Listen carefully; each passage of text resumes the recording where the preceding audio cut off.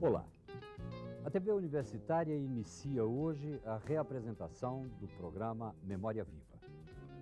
Quem iniciou esta série foi exatamente o reitor, fundador desta universidade, o professor Onofre Lopes.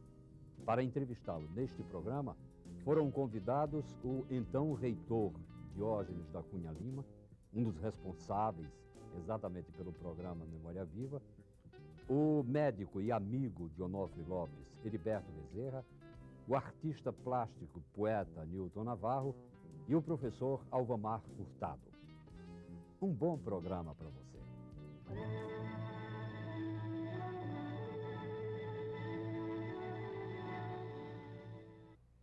O homem que fundou a primeira faculdade desse estado, a Faculdade de Medicina, que seria o núcleo da própria Universidade Federal do Rio Grande do Norte. O homem que criou um programa chamado CRUTAC, Centro Rural Universitário de Treinamento e Ação Comunitária, que é um modelo seguido hoje por 39 universidades desse país.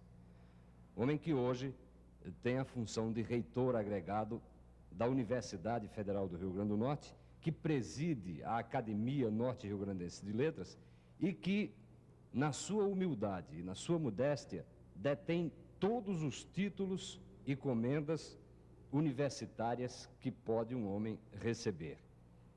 Nós estamos falando, naturalmente, do Dr. Onofre Lopes, uma figura que, a par de toda a sua atividade no campo universitário e da sua atividade comunitária propriamente dita, ainda encontrou tempo para desenvolver com bastante brilhantismo a sua carreira de médico, sendo um fato particular da maior importância a característica que é sua própria de ser o médico do maior historiador do Rio Grande do Norte, um dos maiores do país, o historiador Câmara Cascudo, de quem ele é amigo íntimo e me parece que até compadre.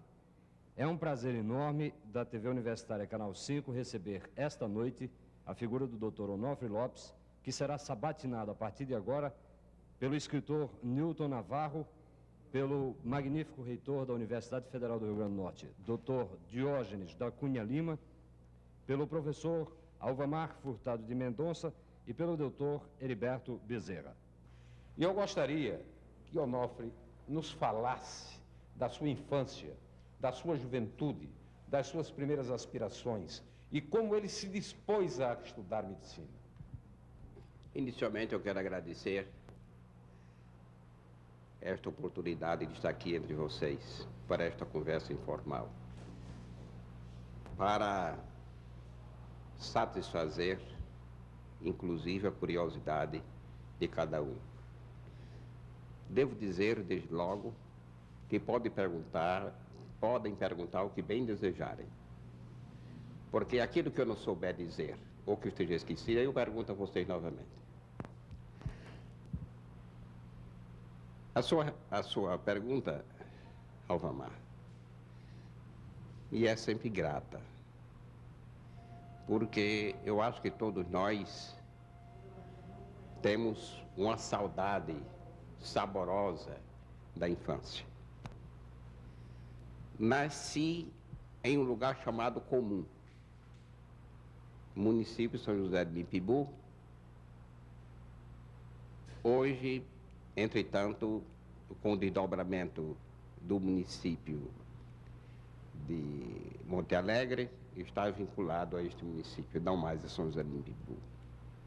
Meu avô era um homem rude, mas muito inteligente, muito vivo, e hoje nós, os seus netos, quando fazemos uma análise retrospectiva do que era o velho, nós nos admiramos como um homem naquela época tinha aquela visão, tinha aqueles hábitos, aqueles costumes de respeito à moral, aos preconceitos, a tudo quanto poderia ser construtivo para uma comunidade, para uma sociedade, a tudo quanto poderia representar o exemplo.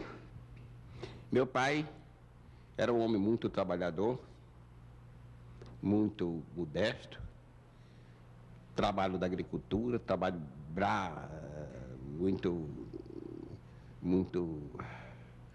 muito pesado da agricultura, tratava também de gado. E nós, seus filhos, em número de 10, vivíamos naquela vida de interior, sempre trabalhando no roçado, limpando o mato, plantando algodão, feijão ou milho, fazendo colheita. E quando era muito cedo, 4:30 da manhã, o velho se levantava e dizia para todo mundo: desperta, desperta. E todo mundo saía para o roçado. Todo mundo ia trabalhar.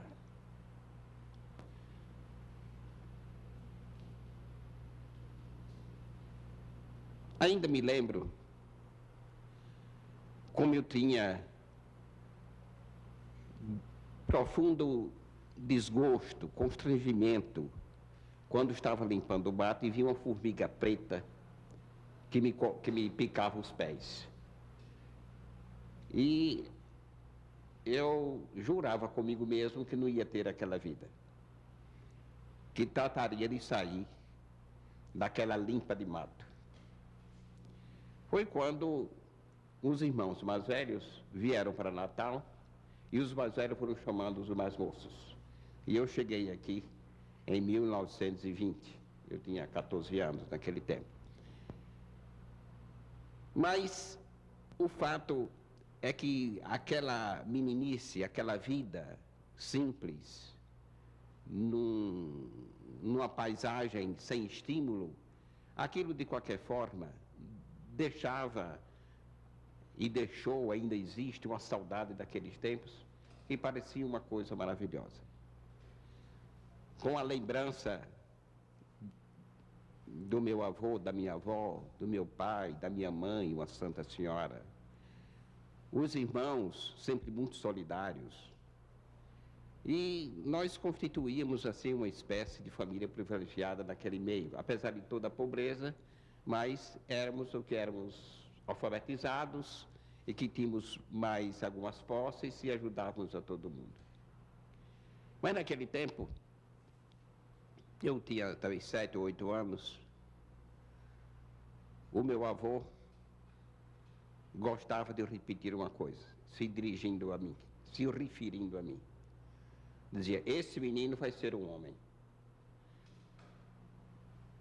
Eu não sei qual era o sentido que ele dizia, vai ser um homem, mas o fato é que eu estou com 74 anos e parece que sou homem mesmo. Mas vim para Natal,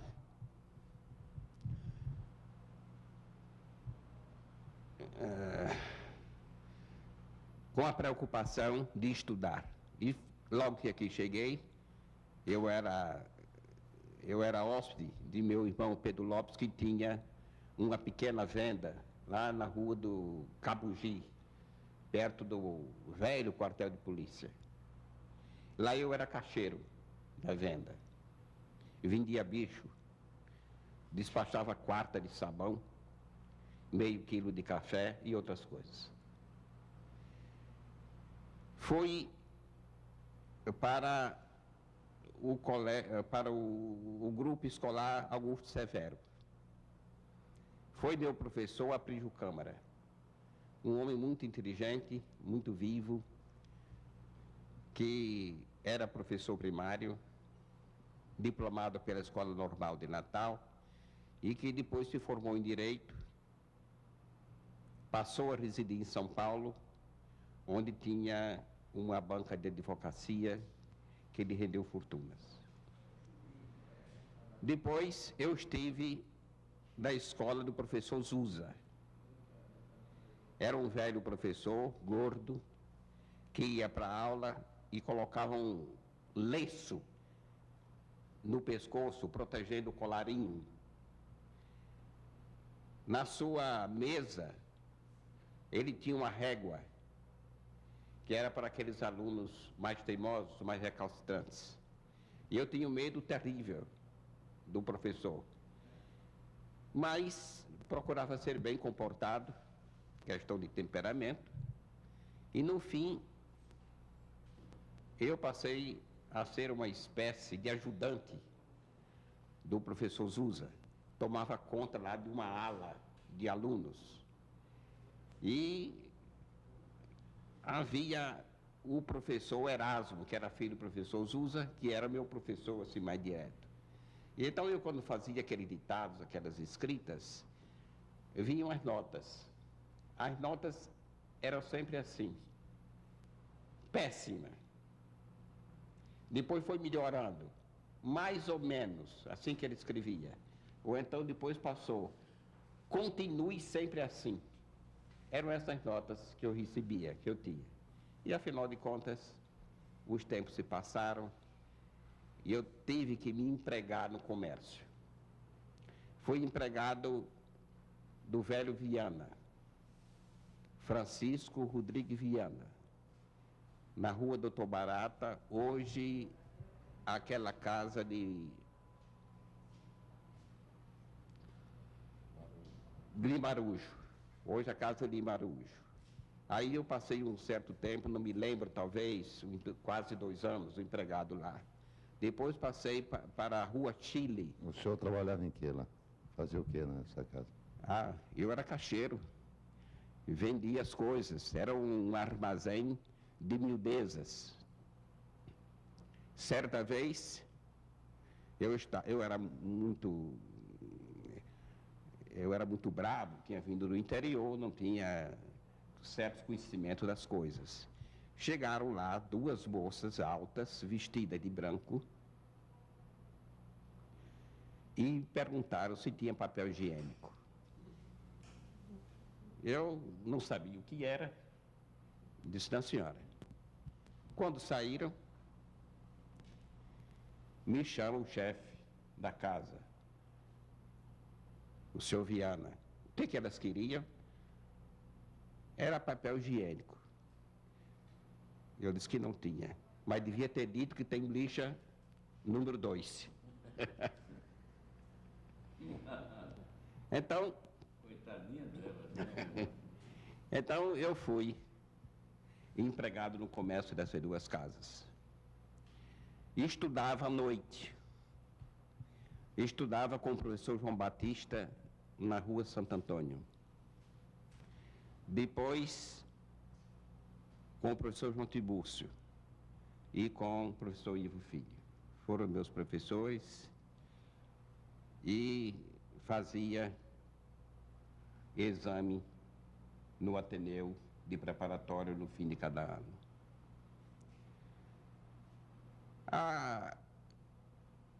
A minha passagem no curso preparatoriano foi muito difícil, porque eu passava o dia todo trabalhando, sempre de pé, o empregado do comércio não podia se sentar.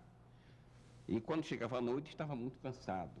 E estava com a capacidade de assimilação naturalmente muito reduzida. E, entretanto, no fim do ano, procurava fazer os exames. Naquele tempo, eu acho que hoje ainda, quem sabe, eu era muito convencido, muito vaidoso.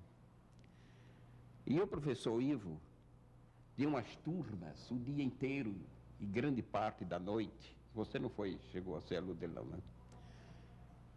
E Ivo era um autodidata, era um humanista, era um homem que tinha muito gosto pelo ensino e de um desprendimento a toda a prova. Ele me ensinava gratuitamente. Pois bem, naquelas turmas, uma das vezes, eu me saí muito bem e fiz um figurão. E então o professor ficou entusiasmado, pensando que aquilo era todos os dias. E para que eu tivesse que dar uma resposta para não fazer uma decepção no professor Ivo, então eu comecei a estudar loucamente para que eu tivesse sempre uma figura positiva das suas classes. E à custa de muito esforço, de um trabalho imenso, que me serviu muito na vida, eu era considerado o primeiro aluno das classes livres naquele tempo. Mas, afinal de contas, tudo isto contando com a pobreza muito grande, com as maiores dificuldades. Quando terminei o curso secundário,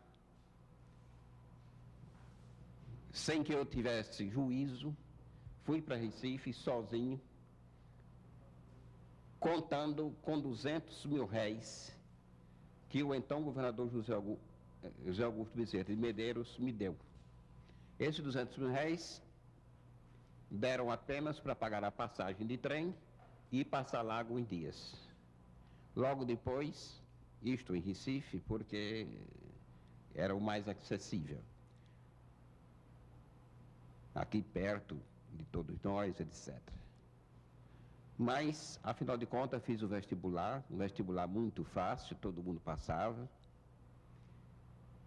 e entrei na faculdade de medicina. Agora, a grande preocupação era pagar a pensão. Era uma pensão na Rua da Praia, no 4º andar. Tinha que subir todas aquelas escadas, pagando 90 mil réis por mês. Então, a minha preocupação era arranjar os 90 mil réis para dar à dona da pensão. Arranjei para ensinar a uns carvoeiros. E ensinar os carvoeiros. Quando foi um dia que eu cheguei, uma noite, cheguei lá para dar aula, encontrei tudo fechado, tomado pela polícia. E estavam procurando o professor, para prender também. Era no tempo do governo de Estácio de Coimbra. E que a polícia era comandada por Ramos de Freitas. E a barra, como se diz atualmente, era muito pesada. A trajetória natural da história iria desembocar na procura do professor dos carvoeiros. E como é que isso aconteceu? O senhor chegou a ser realmente localizado? Não. O que houve foi o seguinte: os carvoeiros, uns foram presos, só sei que fecharam a sede e tudo desapareceu. E o professor naturalmente procurou ficar bem distante, né? Sem saber. Sem saber. Era o seu passado subversivo. É meu passado subversivo. Uma conotação subversiva, hein? Quem sabe, né? Quem sabe se essa coisa ainda não anda latente, hein? Bem, mas afinal de contas, eu consegui um emprego graças a uma figura daqui do estado do Rio Grande do Norte que estava em Recife. Era Godofredo Freire. Era um homem que tinha, Alvamar, uma grande admiração por José da Penha, o seu patrono na academia. Então, eu consegui um emprego maravilhoso. Trabalhava somente à noite, trabalhava pouco, recebia uma determinada importância, 180 mil réis, que era muito dinheiro, e eu era um homem rico. Passei a ser um homem rico. Qual era a função, Tonó? Era de secretaria, serviço de secretaria. E esse Godofredo Freire tornou-se um grande amigo meu. Toda pessoa do Rio Grande do Norte que chegasse e o procurasse, ele estava pronto para ajudar, estava pronto para fazer um benefício, de qualquer forma.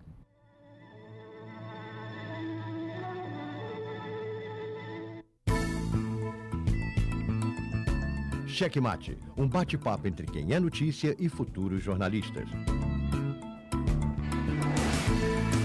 Uma entrevista coletiva com a participação de alunos de comunicação social da UFRN. Cheque Mate, a prática da teoria. Toda sexta, às 7 da noite.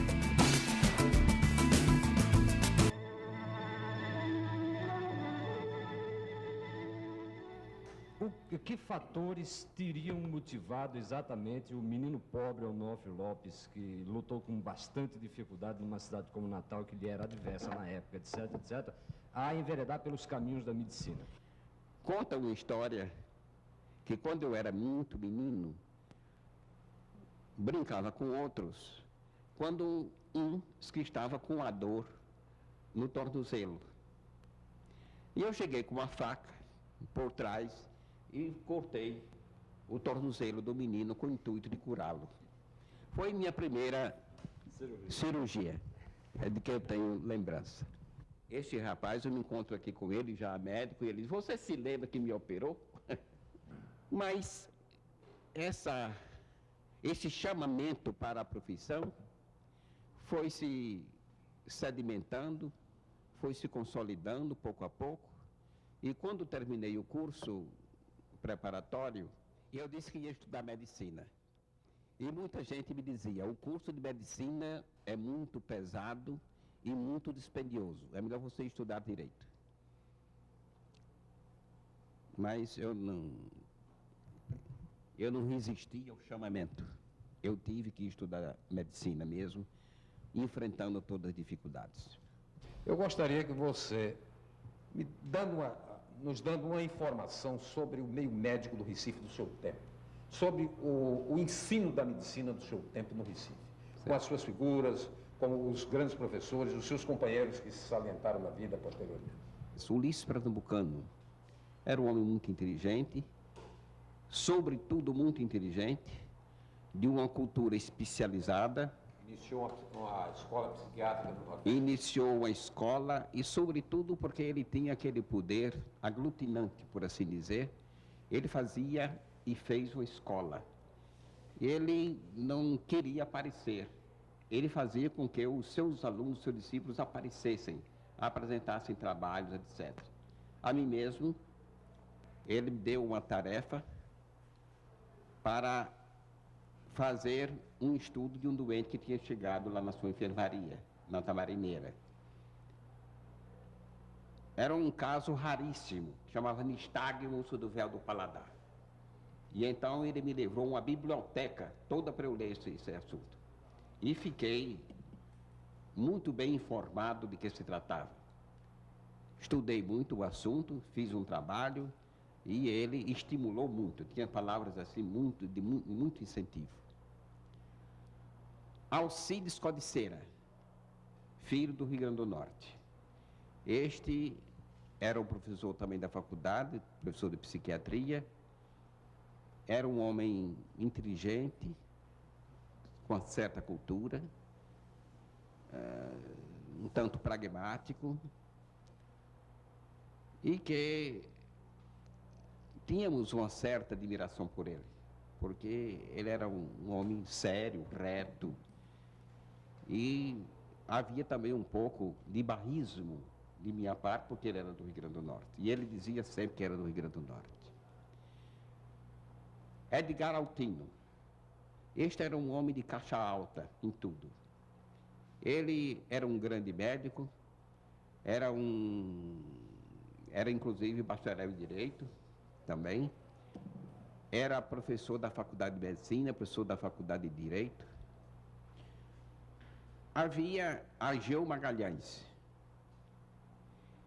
que era um professor de patologia, anatomopatologia. Era um homem muito simples, irmão de Agamenon Magalhães. Era um homem muito simples, muito tratável, que faleceu cedo. E havia outras figuras que, afinal de contas, não tinham lá grande projeção no meio. Aqui em Natal, que ambiente que se vivia aqui? Que médicos pontificavam em Natal? Qual era o ambiente intelectual? Que figuras, além de um Reginaldo Cavalcante, aparecia na cidade? Havia... Que nomes pontificavam aqui? Antes de eu estudar medicina, e depois que cheguei aqui formado, as coisas quase eram as mesmas. A cidade andava muito lentamente. Os seus componentes eram mais ou menos os mesmos. Januário era a grande figura. Era o grande médico.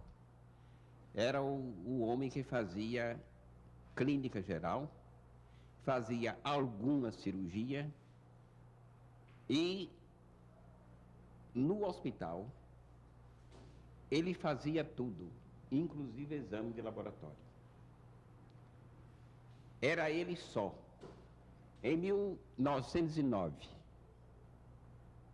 quando foi adquirida a casa de Alberto Maranhão, lá naquele local onde estava o hospital, que era uma casa de campo, para os seus prazeres. De um lado, a praia, do outro lado, a mata, a pesca e a caça. E era um ambiente muito agradável. Então, Alberto Maranhão, sempre muito lúcido, homem de grande capacidade administrativa, achou que aquele local deveria ser um hospital, para tirar o hospital da Rua da Salgadeira, que era um depósito de doentes. Lá se encontravam leprosos, bexigosos, sarnentos, tuberculosos, doenças infecciosas de toda natureza. Os que iam para lá eram para morrer, não para tratar. Naquele tempo, era o médico Luiz Carlos Vanderlei, que ia lá pelo hospital da Salgadeira, que prestava algum serviço. Mas aquilo, quem ia para lá era o abandono. Entretanto, Alberto Maranhão foi que se lembrou de fazer esse hospital. Era diretor de higiene, naquele tempo era diretor de higiene, o doutor Carrilho, doutor Calistrato Carrilho, que ajudou a organizar e preparar o hospital. Quando o hospital estava construído, então convidou o jovem médico Januário Sigel, que tinha se formado há 2 ou 3 anos passados. Foi em 1906. Ele tinha sido formado naquele tempo. E Januário começou a trabalhar no hospital para atender esta população toda. Ele era o único médico, por assim dizer. Para atender esta população toda de Natal e que vinha também do interior. Januário morava na Ribeira e ia todos os dias ao hospital e atendia todo chamado de urgência. Ele ia a cavalo. Ele tinha um cavalo alazão, cavalo muito bom, e ele para lá se dirigia. E uma vez por semana, nesse cavalo, ia clinicar em Macaíba. Atendia chamados também assim fora. O hospital que Alberto Maranhão preparou tinha 18 leitos, dividido entre clínica de homens e clínica de mulheres. E havia, inclusive, 2 leitos para parturientes. Era o que existia naquele tempo. Mas ninguém pensa que eu estou contando história do meu tempo, não. Isso aí eu sei pela história, não sou tão velho assim, não. Então, o hospital passou a ter o nome de Hospital Juvino Barreto. E quem trabalhava nesse hospital, ao lado do Dr. Januário? Já chego. O Hospital Juvino Barreto, inicialmente era só Januário. Sabão, remédio, tudo que precisava, Juvino Barreto dava. Era uma figura que era conhecida pelo seu espírito caritativo. Além disso, deu 10 contos de réis naquele tempo. E por essa atitude de Juvino Barreto, então foi dado em sua homenagem o nome de Juvino Barreto. Aconteceu isso. Até 1927, mais ou menos, tinha o nome de Juvino Barreto. Com o crescimento do hospital, vieram outros médicos que começaram a ajudar Januário. Ernesto Fonseca, um homem da mais alta compostura, um muito bom obstetra, um bom clínico. Aderbaldo Figueiredo, inteligentíssimo, vivo. Um homem que lia tudo, sabia de tudo, tudo ele sabia, era coisa de engenharia, de medicina, de direito, tudo no mundo ele tinha uma ideia. Neste tempo, se forma em medicina José Tavares. E se forma também Luiz Antônio, dois grandes amigos. José Tavares, cirurgião, e Luiz Antônio, um clínico. Com José Tavares, então, instala-se em Natal uma época de cirurgia atualizada, cirurgia moderna.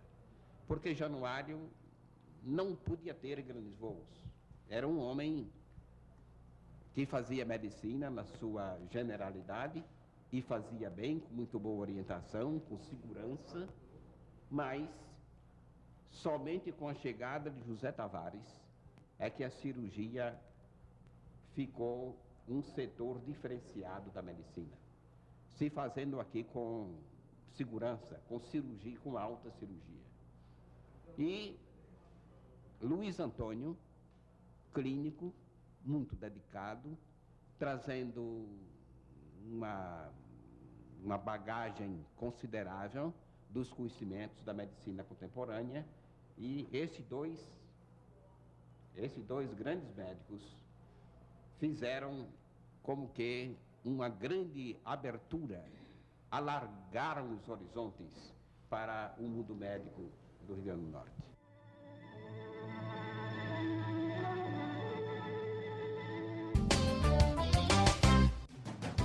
Assista ao Grandes Temas, seu programa de debates. Até o mês de fevereiro de 2009, a TVU reprisa os melhores debates dos programas Grandes Temas. Personagens, fatos, acontecimentos que marcaram o ano de 2008.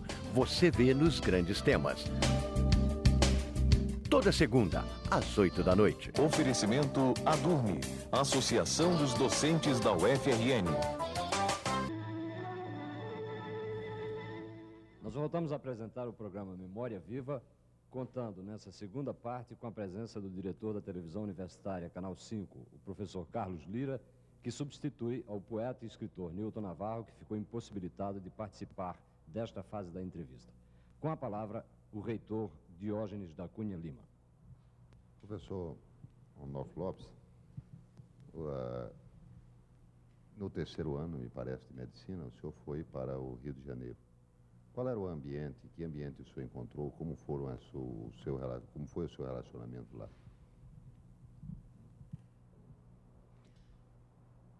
Inicialmente, devo chamar a atenção para um aspecto interessante naquele tempo.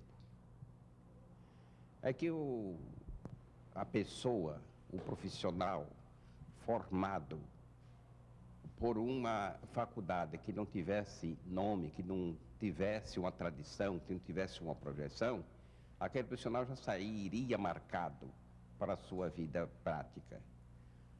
Por isto é que o que ocorreu comigo aconteceu com um grande número de estudantes.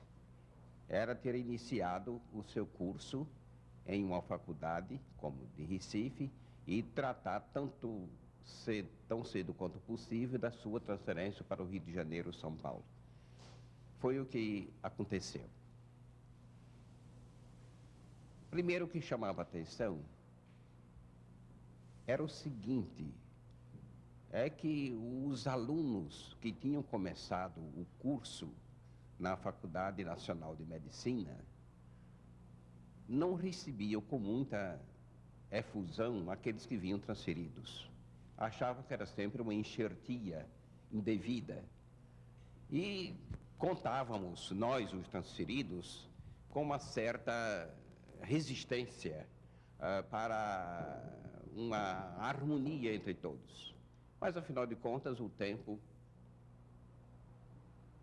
é o ingrediente maravilhoso. Tudo resolve. E depois de alguns meses, então todos estávamos unificados no mesmo ideal, no mesmo pensamento, na mesma camaradagem.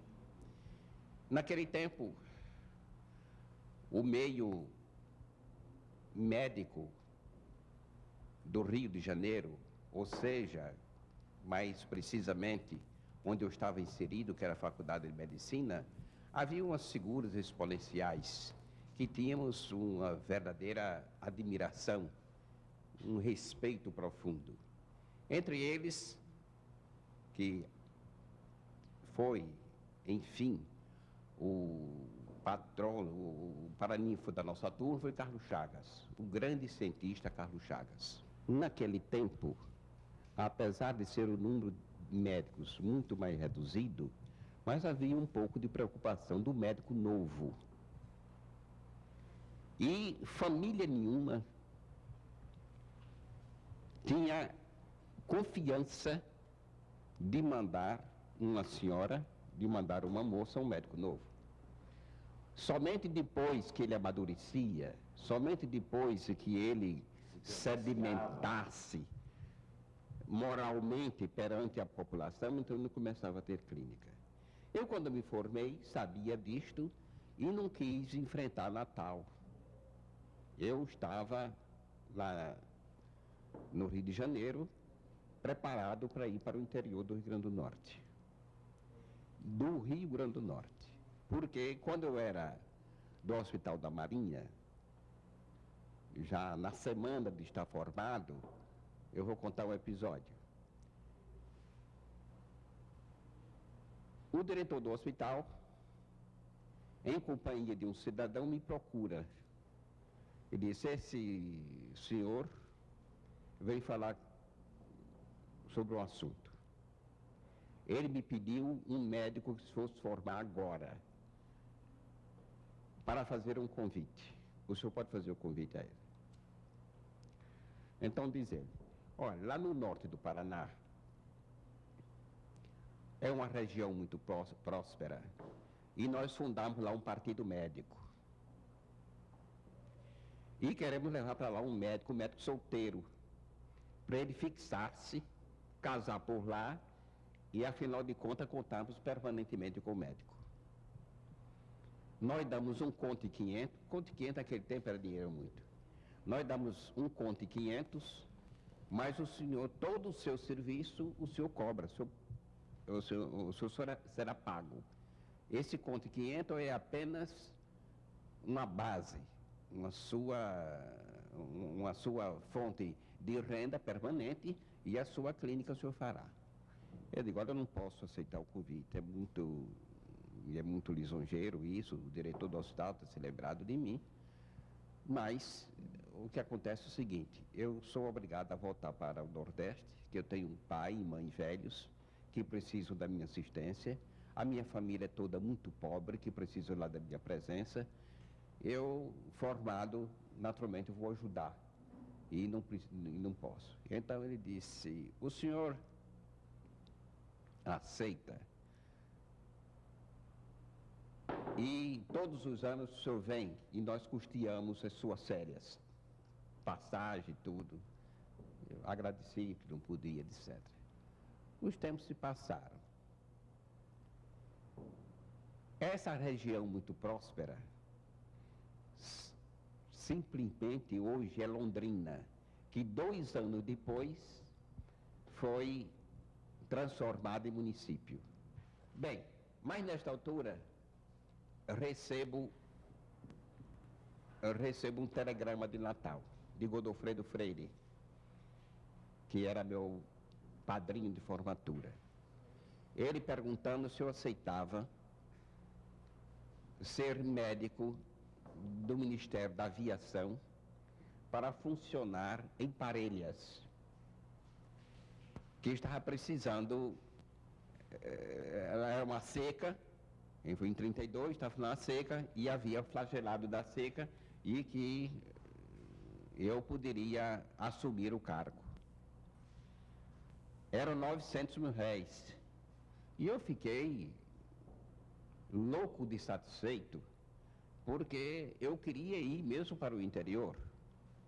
E, tendo um emprego assim, era já uma segurança. Cheguei aqui em Natal, procurei o chefe desse serviço, que era o doutor José Robalinho, um rapaz de Pernambuco, junto com um médico, doutor Valério Conde, que era um representante do Ministério da Saúde. Então eles me disseram, você se prepare para viajar nesses 2 dias para Parelhas. Está certo, muito bem. 2 dias depois, quando voltei à saúde pública, tudo pronto, tudo pronto. Pois bem, o carro já está aí em condições de viajar com você. Bom, passamos ali a conversar um pouco, daí a pouco o diretor do serviço, o Luiz Robalinho, disse, engraçado, nós recebemos aqui 2 telegramas. Um do inspetor-geral contra as secas e outro do Dr. Lordão de Parelhas, lamentando que tivesse sido nomeado um médico lá para o cargo, tendo se esquecido do Dr. Lordão, que vinha prestando serviços gratuitos aos flagelados durante 4 meses.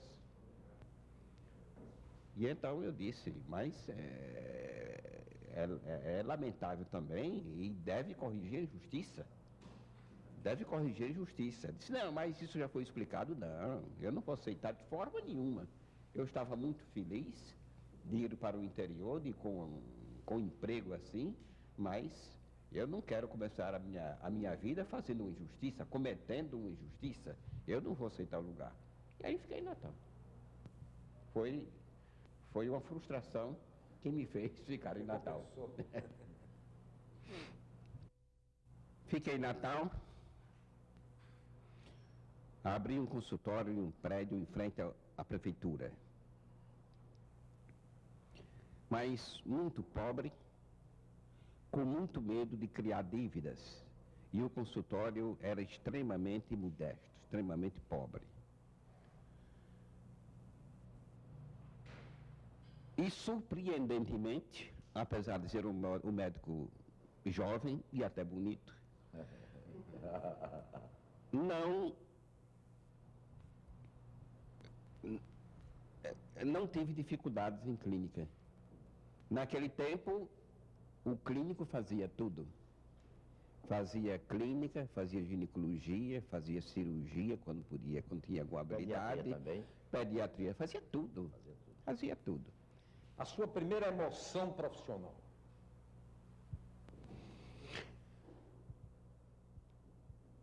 Eu estava em casa,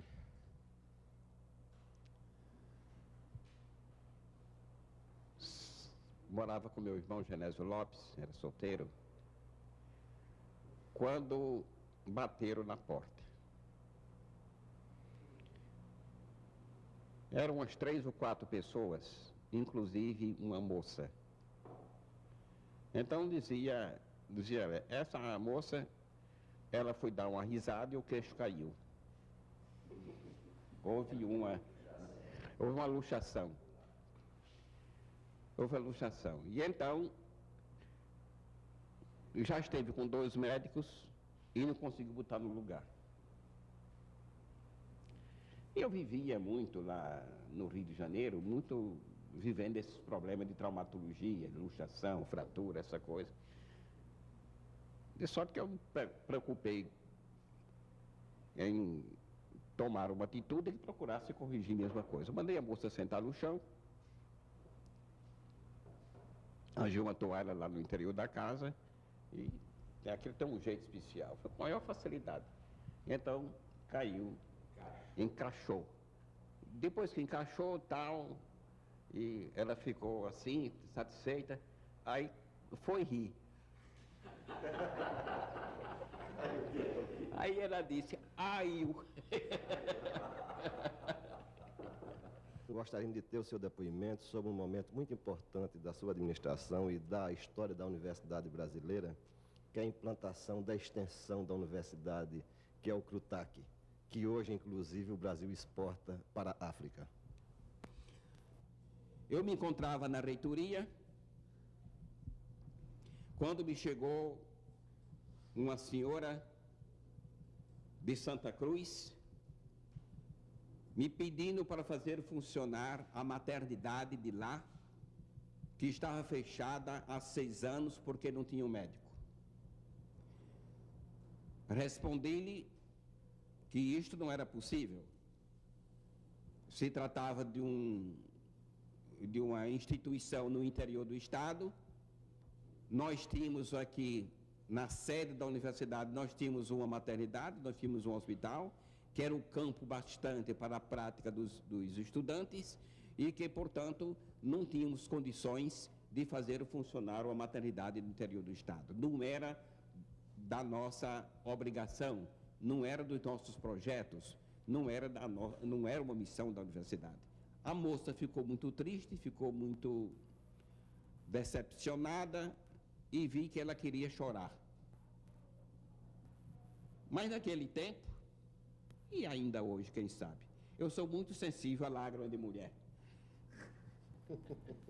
Então, eu disse para consolá-la que iria estudar o problema. E ela saiu com uma certa esperança. E eu, efetivamente, já naquele tempo, eu já sofria dessa doença terrível que se chama velhice, que tira o sono do indivíduo. Então eu comecei a pensar que os estudantes da última série, os doutorandos de medicina, poderiam fazer um estágio naquela maternidade, supervisionada pelo corpo docente. Assim como os estudantes faziam o estágio na maternidade, poderiam fazer o estágio também no interior, acompanhado por um assistente, por um auxiliar de ensino, ou até mesmo pelo titular. E fiquei pensando que isto seria viável. Mas aí fiquei pensando também que no interior o problema não é somente de mulher que vai ter criança. Há também as crianças abandonadas. E há também os adultos também que precisam. E fiquei pensando, mas o problema não é somente de saúde, não é somente de clínica médica, não é somente de meninos que estão precisando receber uma medicação para verminose, não é somente conselhos de puericultura, é preciso uma coisa maior, e o problema inclusive de odontologia, aquela gente de dentes estragados, que é muitas vezes o ponto de partida para outros estados, de alterar outros estados patológicos. Aí fiquei pensando também que o problema não era somente de saúde. Aquela gente também não tinha educação cívica, não tinha educação sanitária, não tinha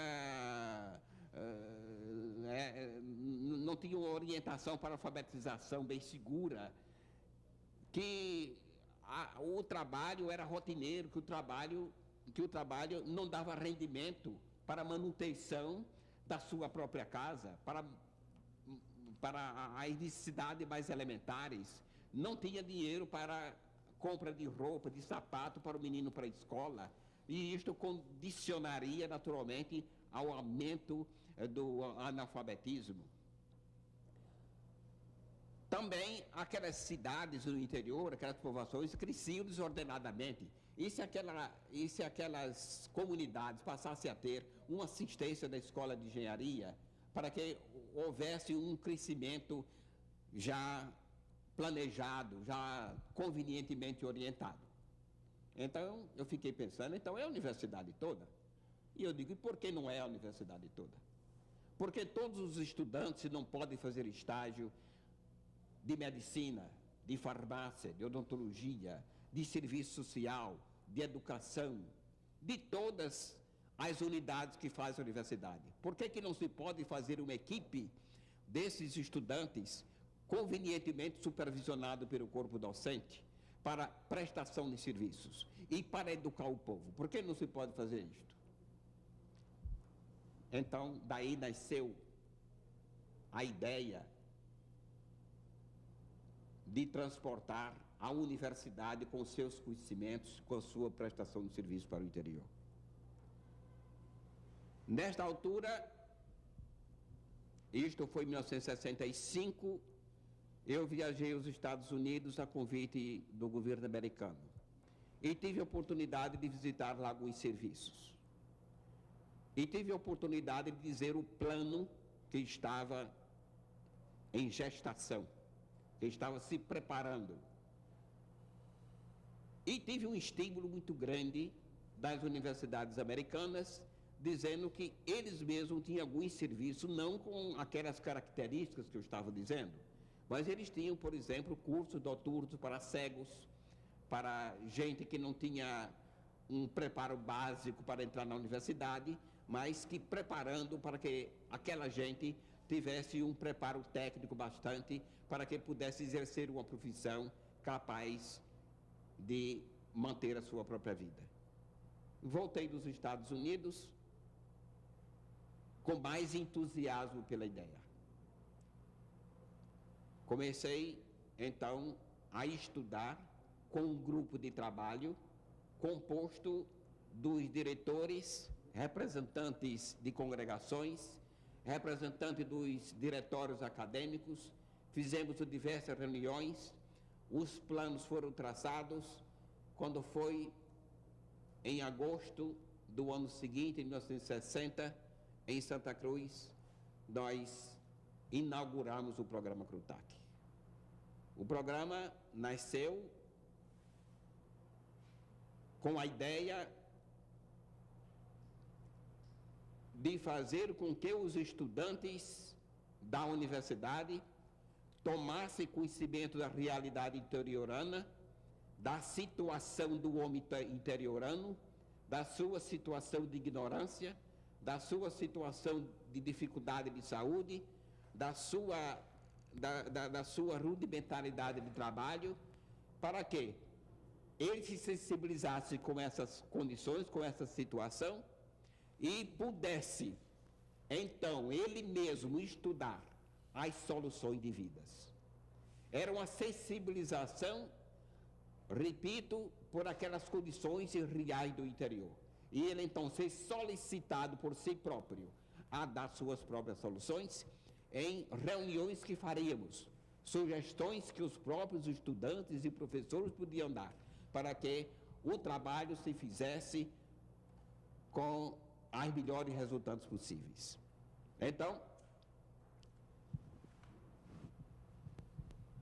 foi armado o dispositivo em torno de Santa Cruz, mais 11 municípios.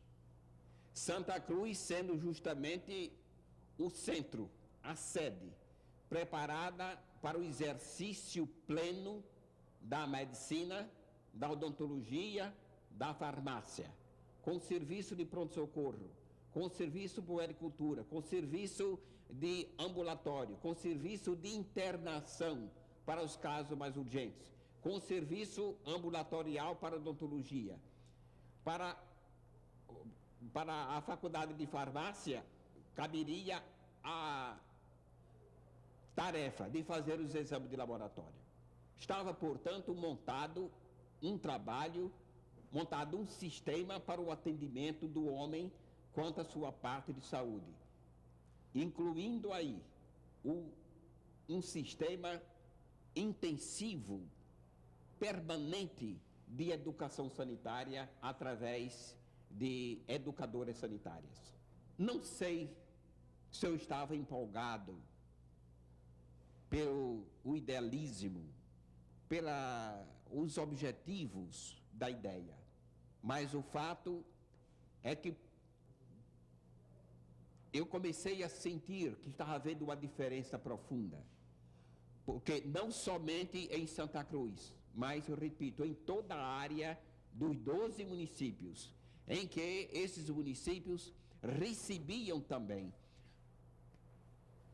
a ação educativa, a prestação de trabalho de toda a universidade, por intermédio de ambulância, por intermédio de jipes, que se faziam visitas toda semana. Cada um desses municípios era visitado uma ou duas vezes, conforme a sua densidade demográfica. Então, o serviço começou a ser visitado por autoridades universitárias, educacionais, educadores, e começou a tomar vulto. As universidades brasileiras começaram a tomar conhecimento. O Ministério da Educação, sobretudo com Tasso Dutra, e depois com Jarbas Passarinho, E Jarbas Passarinho foi um entusiasta fabuloso do programa. Então, o CRUTAC deixou as áreas do Rio Grande do Norte para, então, penetrar em todo o Brasil. CRUTAC foi, então, adotado com essa mesma filosofia, com essa mesma orientação, com esse propósito de fazer elevar o teor humano das populações interioranas em diversas universidades brasileiras. E quando eu tive que deixar a universidade, em 21 de maio de 1971, deixei 22 universidades com o programa CRUTAC em funcionamento. Logo depois, estou sabendo que o programa está sendo cogitado para ser adotado em diversos países da América do Sul, inclusive na África. Quero dizer que o programa sensibilizou muitas áreas. A Câmara dos Deputados me convidou para fazer lá uma exposição sobre o programa. E lá fiz a exposição e foi aplaudido, foi muito comentado, achando que era efetivamente um programa de primeira ordem, de primeira natureza para a necessidade do Brasil. O Senado Federal também me convidou, e na sua Comissão de Educação e Cultura eu fiz uma longa exposição a respeito. A Escola Superior de Guerra também me convidou, e eu fiz lá a exposição. O programa está assim difundido do Amazonas ao Rio Grande do Sul. Já hoje tenho conhecimento que são 39 universidades brasileiras que estão adotando o programa CRUTAC. Tive que examinar em todas as universidades que adotaram o programa como estava funcionando na condição de coordenador nacional do programa CRUTAC, que eu fui nomeado, fui designado pelo ministro Jarbas Passarinho.